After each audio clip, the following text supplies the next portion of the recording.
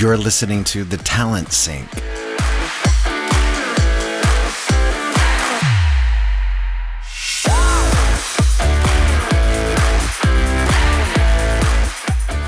Talent Sync is a collaborative podcast production about anything and everything recruiting and hiring. Literally the kitchen sink on how all things in talent acquisition work together, should work together, and how sometimes they don't. Now it's time to sync up with your hosts, Leah Daniels and Kevin Grossman. Today's topic is the application process gone wild. Enjoy the podcast.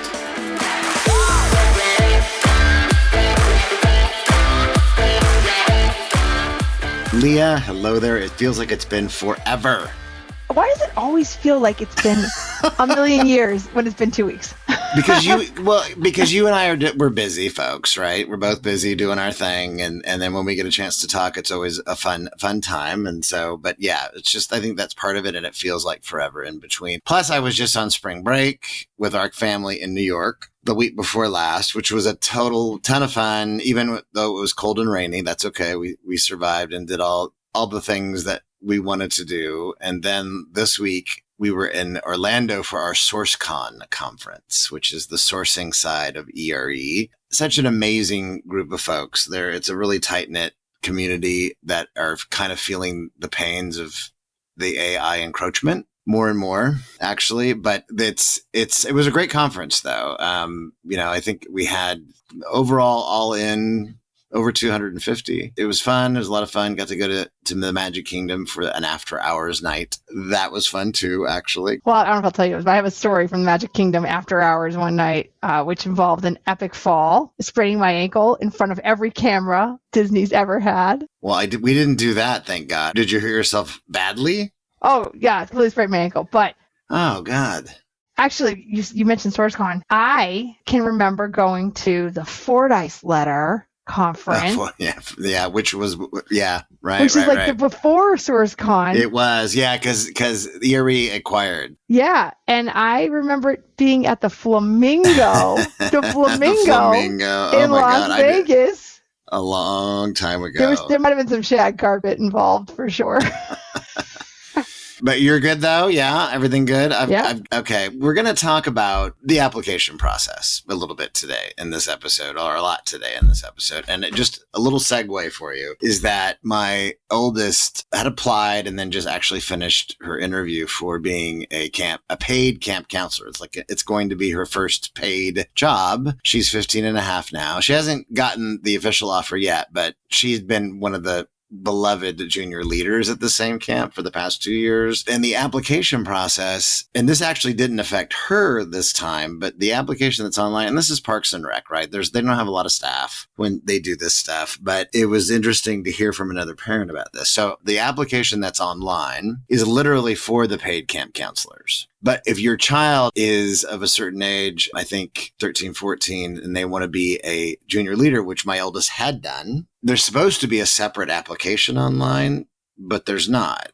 It's the paid camp counselor one. And one of the parents, our kids go to school together, was complaining about it. And she had reached out and wasn't getting an answer. And again, they just have limited staff and to run these things. But it just got me thinking about the conundrums that we run into in the big picture world of applying for jobs, right? I mean, the fact of the matter is they should have had the separate one, the correct one working correctly, but they didn't. And I don't know if, and it still hasn't been rectified and fixed. And they actually, it's only 5 weeks of school left before that day camp kicks in, where these kids, where they're going to need volunteers. Anyway, it just kind of got me thinking about what we put applicants through, right? If you can't find the right application that is for your child, I mean, imagine how again, the level of frustration that we hit when we're adults applying for jobs, right? That's kind of the segue for this. That's amazing. I was thinking about this because I got in a conversation recently with a company. They're a global organization. They have multiple ATSs. In fact, between us girls, they have 7. 7 ATSs? They've really gone for it. Why? Yeah, Why? Acquisitions. But one of their ATSs, the HRIS team, has decided to implement the email verification process at the beginning of the application process. So you create an account, send you an email, Yeah, You click on the thing, right? I'm used to doing that. We're all used to doing that Except for different the part accounts. where, like, when this is your 50th or 70th application of the week,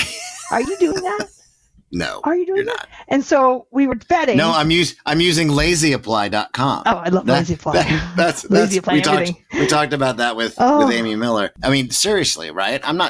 So I agree with you on that. So we are having a bet right now around what the decline in applications is going to look like for this company that hires, by the way, very hard to fill positions like nurses. Really? So we're not even talking about necessarily high volume kind of positions that are churning. Well, nurses, but we're talking about competitive, hard to fill positions. Competitive, hard to fill, global positions, and we're going to put a email verification process at the beginning. And the reason is because last year they had 3 emails that were not valid or properly formatted or something. And that was a problem for onboarding. So the solution to this is to make everyone validate your email at the beginning of the process, every candidate, because of 3. Because of 3. Now, it's not like it was 300 or 3,000 or, right? It was 3. And I mean, and blessings to them, because I sometimes sounds good on paper. Speaking of that doesn't always translate in a great, they're not thinking about the actual experience. They're thinking about what makes it easier for us, potentially making it easier for us. Although those email verifications could get lost because spam filters is getting trapped somewhere else. Oh, you're not even spam. You know what, Leah, listen, when we go back in the Wayback Machine. I love that. When we had, right? The Wayback Machine where everything was paper applications still. Pre-internet, pre-world. I was just talking to somebody the other day that I don't know if you know who Jim Schneider is. He does a lot of Aperture implementations. Anyway, really nice guy. Been in the space a long, long time. But we were going back to bringing up things like Personix and Resumex. But even pre that, he was, talking about this tool that he built to source candidates and then contact them even before the internet. And then I was talking about how when I worked at the university that I went to, San Jose State University, in the late 80s, early 90s, we had email, we had intranet, this is before, but we took the paper application, this is my whole point, and we put it online. We created ATSs. We made it magically easy to apply, supposedly easy to apply online. And then we never frickin' changed the thing. That's a joke, kind of, but we didn't though, did we? It's a database, like lines, rows, fill it in 100%. What was striking me about this email verification process was that the amount of things that we ask for at the inappropriate time. It's not that we don't need this information. It's not that I don't need to know. At some point, you do. Right, your street address. It's not that I don't need to know your social security number, right? Like at some point, I'm going to need to know that. But do I need to know that at the very first part of the process? Is that the first thing I need? And what I was observing and what was I'm noticing right now is that every time every time the economy takes a little bit of a dip, we see this shift, right? Where we start to take the onboarding information, the later stage information, and we push it again back up to the front. And we ask candidates to do more and provide more information, more invasive information. I saw the other day 3 references on the application. 3 references. Time for a talent sync break. Hey everybody, Kevin Grossman here, president of Talent Board and the Candidate Experience Awards. Our 2023 Candidate Experience Benchmark Research Program will open in January and run through August 31st. To learn more on how your organization can participate, go to thetalentboard.org. Break time's over. Now back to the talent sync. And I remember filling out applications and having that being asked for. And I never, as early on in my incarnations of applying for jobs, I didn't question it. This was before I was even in the space too, the space in HR and recruiting period. I remember wondering sometimes, actually, why are they asking for this information before I even get an interview? Now, I never gave my social security number, and I didn't realize that is it not illegal to ask for that on a job application? Not illegal to ask for it. And again, our oldest just applying for her first paid job. Thankfully, they did not ask for that, which I never would have permitted anyway, until she was actually hired for the job. And then you're going to process that, paper. Then you have to do that so she can get paid. So, I mean, I get all that. But I mean, I didn't realize that it was not illegal, though. So it's funny, there's a whole bunch of things that we think are illegal that aren't, but maybe there should be some rules around. So it's not illegal to ask for your date of birth. It is illegal to discriminate against you based on your age. But then the burden that's a different burden of proof scenario, but that's a good point, though. You're right about that. That's what the EEOC is here for. Which, by the way, also makes you ask a bunch of questions as part of the process. I always find this funny, right? So the EEO says you cannot discriminate based on all of these data points, but also we're going to ask you all these data points on your application. Right. That's true, actually. Yeah. Which, for a lot of companies, the way their old school databases are built, that information is hidden from the recruiting and the hiring manager. And so you can't use that data, which is good. But as a candidate, how would you know that? How would you know? You wouldn't know. I mean, you wouldn't know. Not unless, again, somebody advises you like, wait, why are they asking you that? Why are you filling that in? And they know better, or they help you question it, but you wouldn't know that, right? And this is why I think when you start playing that out and you're asking job applicants to fill all this upfront information out before they potentially, and again, with the good majority of them, according to our own data at the Candies too, they're going to be rejected at the point of application.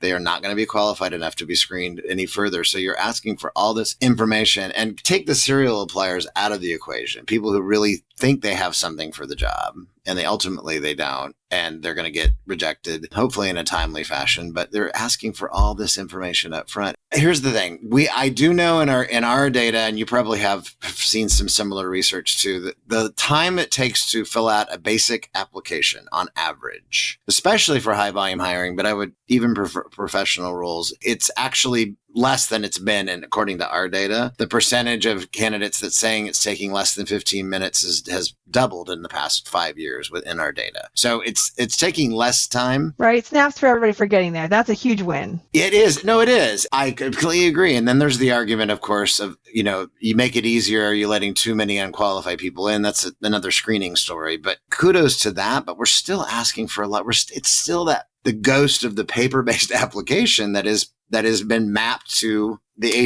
ATS application page. And that's what you're asking me to fill out. And you're asking me to upload stuff. I mean, it's still today. Why are we doing it like that? Why are we're out and asking for redundancies? Not just, the fact of asking for references ahead of time before I'm even screened, but just, weren't we supposed to, make things easier with like LinkedIn, for example? Leah, wasn't that supposed to be the case, to have a professional profile? But it's not, it's 2024, right? I checked. And my example has 7 different ATSs, all of which have 7 different fields for things, the same thing, right? Like the way you even ask for information is different. And so, until we move away from the object database model of ATSs, which now we're getting real nerdy on, we're going to have a hard time. And it's because they're all many to many, right? The candidates are many places using many tools. The companies are many ATSs, many sets of questions, different things they need. There's no clean mapping. I have my own thing, right? Like I do think, all right, so we're going to super nerdy for a second. This was not part of my plan for today, Kevin, but I'm slightly intrigued by the idea of, can we get to a blockchain application? But so blockchain, we just haven't heard what's going on with that. Now, listen, you're advising, you work with companies, you're really helping them to streamline their technology and their pipelines and all that stuff, right? That's what you're helping them literally to sync everything that they're doing, right? Fuse it all together, right? That the tech stack should not start at the application. It should start way before, out into the sources of candidates out in the market. So why is it then? Is it because we've just got a lot of, mid-sized to global enterprise legacy complexity of, again, your example aside, even companies just have multiple systems. None of these things have really ever been tackled to date, right? You're helping them do that now. Yes. But what are some of those barriers then? Why is it just we don't have the time or resources or team to do this? I have my theories. I think the biggest theory is Google. Not that I want to pick on Google, but we got enamored as an industry, as job boards, that the search for a job needs to be what and where. Just like a Google, right? Just a single search bar. How can we streamline the search? I don't know if you remember, go back to your Wayback Machine and Monster, the advanced search. And there were lots of things you could fill in. So many things to fill in. And we got rid of all of that. Now you get what and where. And so I think part of it is that we try to get super clever on our candidates about how they could search and trust the algorithms to produce the right jobs for you, trust the algorithms. And then we're not capturing enough consistent information about the candidate. So the only information we consistently capture at job level is first name, last name, phone number, email address, resume, or CV. We're like, are you over 18? Once you're over 18, you're always over 18. Pretty sure that one's not changing, right? Unless you have your own Wayback Machine. That's a literal time machine. I've been reading Neil deGrasse Tyson's book called To Infinity and Beyond. It's very fun, nerdy, sciencey stuff that I like. And now I'm into black holes and relativity, and it's fascinating. But that's a whole other story. But back to blockchain for a minute, though. Why haven't we heard any more about that? Is it because the investment, the VC has been harder to get for our space, and AI is the shiny object? Yeah, it's a great question. I don't know the answer. I do know that on an AI side, the thing I'm hearing the most out of the VC community is really that AI companies aren't a thing anymore because all companies should just be using AI. And so the investment in an AI company, that ship has sailed. Now we are investing in companies that are intelligently leveraging AI in what they're doing, which, I mean, let's be honest, that's what we're all going to get to anyway. I think the challenge with blockchain is that somebody has to be the de facto owner of the information, right? Or the holder of it. And so who will be that entity and wants that level of responsibility and build the infrastructure? And that's true. I mean, because the way that I remember when I can't remember the person's name who was a longtime analyst and worked for SAP for a long time. I'm drawing a blank on her name. Very, very smart person who told me like pre-COVID that she was starting to look at this blockchain and that, the ultimate end result, one of the positive things out of this is that me as the consumer, as the job applicant, as the person who owns all my skills and experience, it is my thing that I can then use in a variety of capacities, not just to apply for a job, but maybe eventually apply for credit. I mean, there's a lot of use cases potentially, right? But it's validated, vetted, my profile. I mean, I thought that's where we were going to get. I remember years and years ago too, me talking about why don't we have a single source of truth? Why can't LinkedIn be that as opposed to a resume, for example, right? And that hasn't really worked either. I think that becomes an ownership challenge too, right? Like a data ownership, because LinkedIn, well, I would like to think I own my profile on LinkedIn. I'm pretty sure I don't. Pretty sure LinkedIn owns it. I know. And they make that very clear for vendors who are trying to scrape that information too. Yeah, right? Over the years. Right. And so I think that becomes part of the challenge is who is the ultimate owner of the data? And therefore, how does the houser or the infrastructure, how do they monetize? How do they make money? Time for a Talent Sync break. Hi, Talent Sync listeners. I just wanted to share a bit about JobSync with you all. JobSync helps companies get more quality candidates out of their job board advertising and automates a variety of manual recruitment tasks by solving for the very low conversion rate challenges most companies experience on their career site. JobSync integrates your entire application, including all of your questions, directly into the various job boards' quick apply processes, providing you with fully completed applications directly into your ATS and resulting in 2 to 5 times more candidates, while dropping your cost per application by half. This helps return up to 10 hours a week back into your recruiter's time through custom automations that are based on your business-specific recruiting processes. JobSync works with most major ATSs like Workday, SuccessFactors, and Taleo, CRMs, programmatic platforms, and job boards like Indeed and Zip. You can check out jobsync.com to learn more. Break time's over. Now back to the Talent Sync. That is the issue. And that's a whole nother conundrum that's been a long time discussion around social media and privacy too. And not just LinkedIn profile, but what my information on Facebook, my information on Instagram. We give a lot of stuff away that we don't really think about actually, which I'm telling you every other day, I am tempted to not LinkedIn because I use it for work all the time now. And I'm a big Sales Navigator user. So I do a lot of targeting and I like Sales Navigator as a tool. It's not the best in the world, but if I ever tried to use a third-party tool, LinkedIn shuts that down pretty quickly. As soon as they find out. I know. I've been in detention for that one before and threatened to close my account. I used to joke that LinkedIn has cease and desist letters pre-written, just waiting. I know. They're already written out. There's like a room full of them just waiting to be shipped out. That's why I remember somebody saying, if you come with me and part of your business plan is that you're going to leverage LinkedIn data, I'm out. Oh, I've said that before. amount. I've said that too. I get it. Like it's tough, right? Because that data is rich and it's got a lot of information. It's one of the best updated sources. But even at that, they're not collecting the information that employers need. And I think part of that is also from their onset. They kept saying, and remember this, we're not a recruiting tool. We're not a recruiting tool. We're not a recruiting tool. I'm like, but it's called LinkedIn Recruiter. Well, yeah, but we're not a recruiting tool. Like it took them a really, really long time as a business to publicly state that they were a recruiting tool. And so I do think that they have an identity challenge there too, right? Because they want to be a social media platform more than they want to be a recruiting tool, which means, again, this data that companies do need, right? Do you need sponsorship to work for us? Like that's a valid question that companies do need to ask, right? Absolutely. Can you operate a CX4325? I just made that up, but whatever that is. Can you operate one of those? That's a valid question for some job, right? Or for some companies. And or do you have a certain kind of licensure? Like those are important questions. Some of those things are easier to capture and reuse, especially if you put the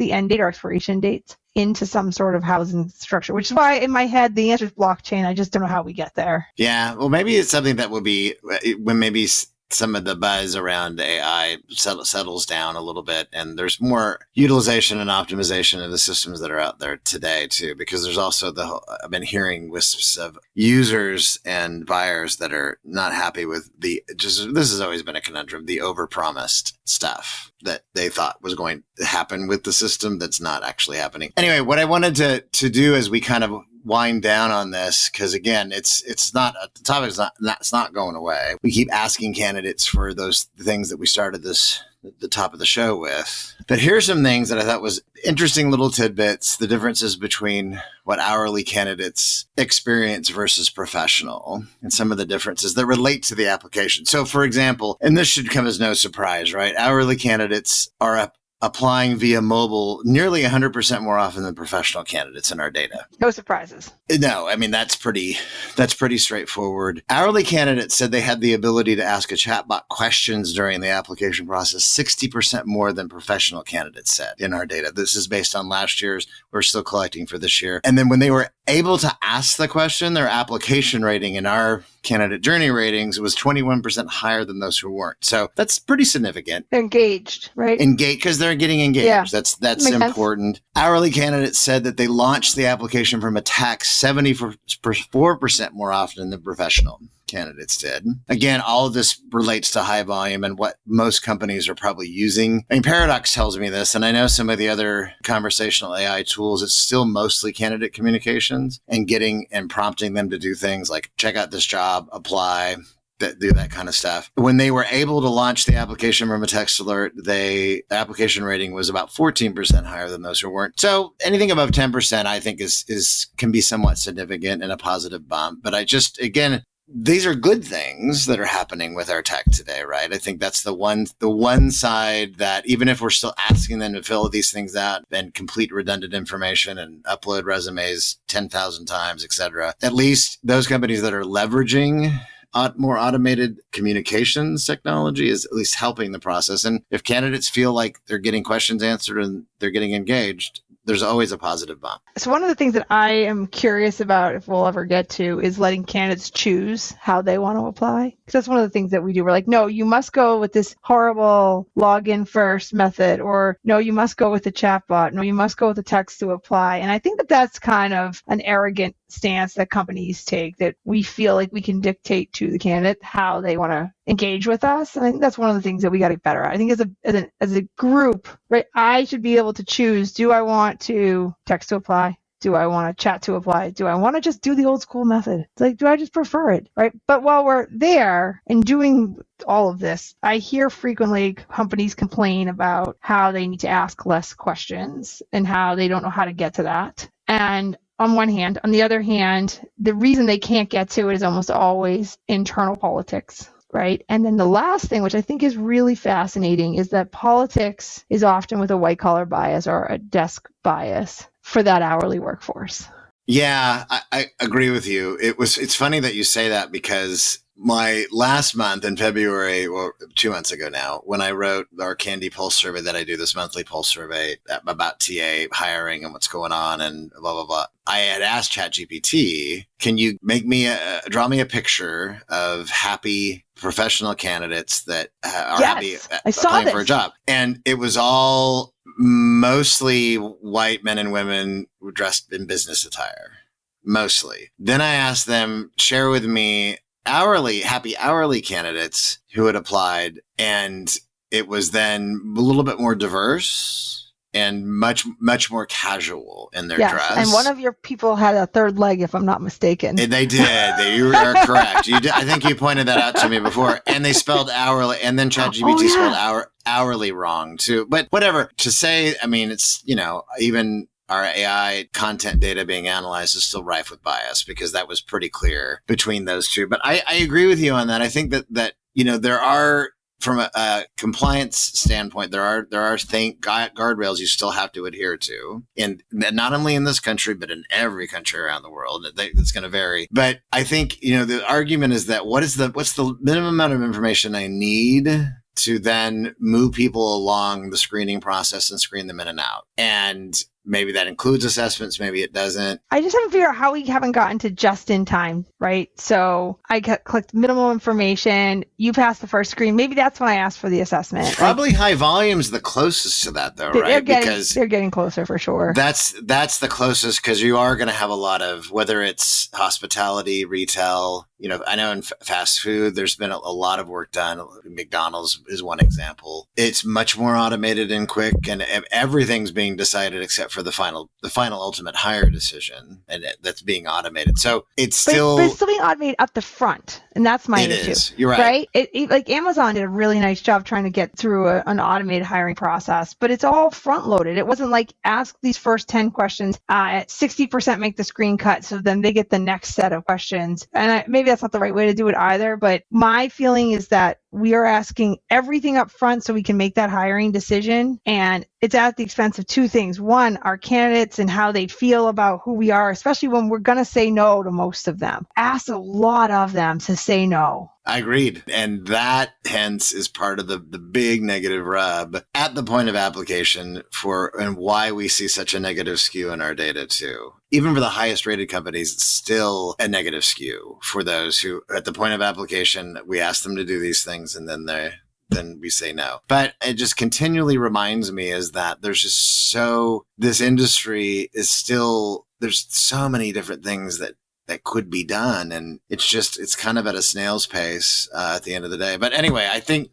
just to kind of wrap up, I'm sure you've got customers that get it, that are trying to make a difference. I know we see it in our Candy community. They're trying to make that a better experience at the point of application for candidates, as well as for the team that's screening too, at the end of the day, which is just as clear. And don't you think? I very much believe we have to meet people where they're at.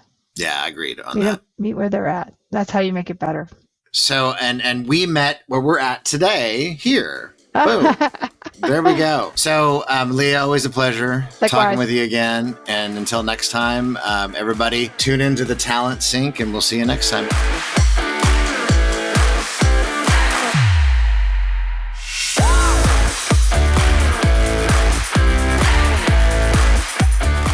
Thank you for listening to the Talent Sync podcast, a Candy Benchmark research program and Job Sync collaboration. More episodes soon. Subscribe via your favorite podcast player today.